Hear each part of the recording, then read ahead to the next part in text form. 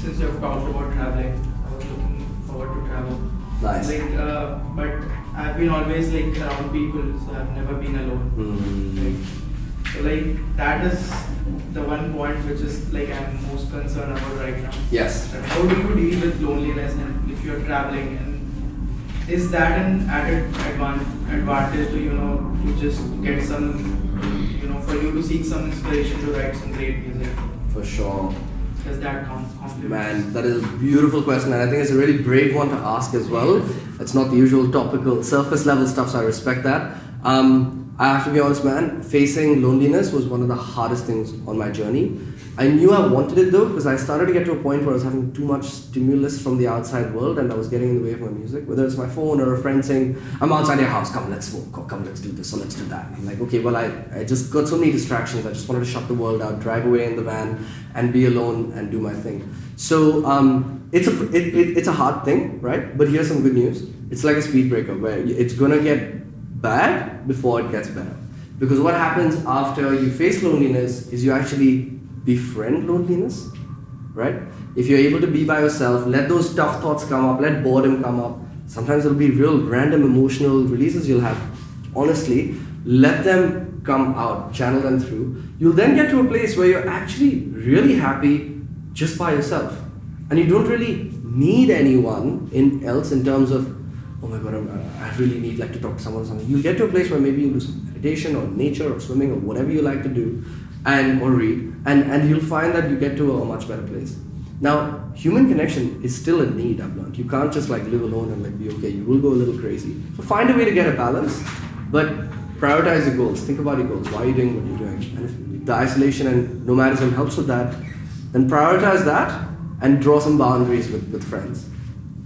Also, does that help you in terms of seeking some great inspiration for writing some great music? For sure. Oh my God, so much, man, so much. Yeah, for some reason, just being undisturbed, getting into the flow state. Maybe it's partly to do with because I don't know how to play an instrument. Accessing the flow state on my instrument, which is a computer, is a little bit more. Initially a little but then once I'm in, But then if my dad comes and says, oh, Gopi uncles come say hi. Dude, I can't talk to Gopi right now. I'm making some banging harmonies, I need to be in this. So isolation has helped me to channel the creative flow and also be a little weird. Sometimes I add vocal layers to my songs that sound terrible that I then auto-tune and auto-filter and then it sounds good. But I don't want anyone else to be around when I'm being weird. I just want to be weird by myself. Maybe that's something I need to learn, how to be weird with other people around still. But yeah, to answer your question, man, it's definitely helped. Just once he had a question as well and then we'll come back to you. Yeah. Sam? Those are some cool pictures. If you're going around, who is taking the pictures? That's a great question, man. Very good point. A lot of people ask me this. Am I my own tripod? No. So yeah, the reason why I took these photos is because I realized when I was doing the camper van thing and even the backpacking thing that I'm doing something that's a little different, but it feels very true and honest to me. And so I'll answer it like this. I had two options when I started this awakening and this music journey. I was like, do I just stay silent until I actually have a ready album and a ready product? And then I just go online and say, hey guys, I know I've been silent for 2 years. Here's an album, stream it, buy it. Right? And I was really thinking about it. Right now it seems so stupid, but I was really thinking about it. Or the other option is, do I be honest and tell people I've struggled to make music for myself. I'm going to go on a journey to find a way to make music for myself. And to do it, I'm going to be alone, I'm going to be nomadic, I'm going to do this and that. And I may not be online all the time, but if I can just get a couple of photo shoots from photographers that I meet on the road, that's how both of these happen. And if I give them a brief of this is my vibe, this is what I want to share, I want to share how you can make music in a camper van or a bag or whatever, and I can inspire others or bring them on my journey. So basically I engage photographers just to do 2 shoots. These are just 2 days in my life. These are not this is every day. And then, I share it on Instagram over a period of time so that people kind of understand it. Yeah. Do you work, do you schedule or do you mostly do a lot of free work? Do you ever try and plan, you want to finish this first every time? Dude, good question, yeah. It's taken a while to get to a place of routine. Initially, I was like, oh, I'm so free. I just want to make music when I feel like making music. And I would have so many days when I was just like, I can't do it today and I wouldn't do it. But I soon realized that there's a difference between having fun and discipline.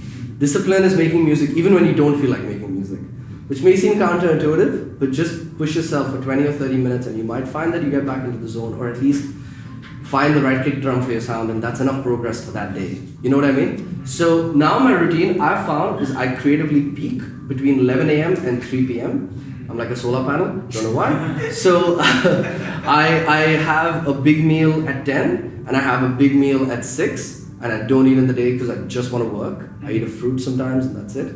So that's what works for me. You might, in your alone time as well, you might take some time out, do nothing, harder than it sounds, do nothing, and then find what times are you feeling creative, or what food is making you feel creative, or what environments are making you feel creative. Test, and then double down on that. So this is what works for me. Some people like to make music at night, and you like to make music at night? Yeah. Good, cool. Ideas come at night. Yeah. I know, I used to be like that. I don't know what happened. Or sometimes I can't sleep and then I just wake up in the Yeah. middle and just. Actually, you've touched on another point. There's different stages in the music production journey, right? There's this one like moment of beautiful inspiration where it's like something from above puts this melody or harmony in your head, and it's so beautiful when that happens. And I think it's really important in that moment when it happens to capture it. Whether it's a voice note, whether it's your MIDI keyboard and recording some MIDI, whatever your way is, writing it words, get that heart and soul. So then later when you're more in a mood for sound design or technical stuff, then you open up your door, however you produce, and you give some shape to it and some character to it. But capture that heart because it is special when that comes up, whether it's in the middle of the night or early in the morning. Yeah. Great. Am I going to see some of you on the road with some heavy ass backpacks? Oh, I forgot to hit record. No, I'm joking, I got it.